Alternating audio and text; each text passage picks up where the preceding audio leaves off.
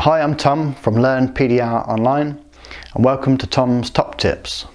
In this episode we're talking about lighting. It is key to have the correct light setup to successfully remove dents. Now, being a PDR technician, you can be working outdoors with natural lighting or often inside a workshop or body shop for the trade accounts such as car dealerships, showrooms and such.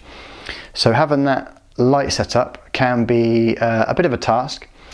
If you're working outside and you're using natural lighting, obviously if it's a sunny day, you have to use that sun in the right position or set up your line board or reflector board to be able to utilize that to give you a nice clean reflection on the panel that you're working on. If it's occasionally with the sunshine, you get that glare, and we use umbrellas or gazebo pop-up shelters to give us some shade to work in.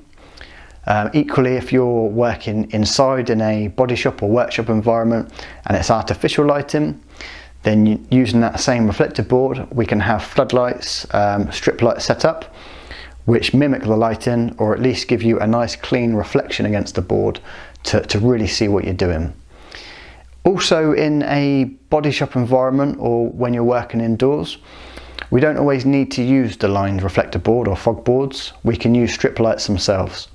So particularly with vehicles that have multiple dents, such as hail damaged vehicles, we can use multiple strip lights set up across the panels, and the light itself gives us that reflection or shows us a distorted line where the dent is.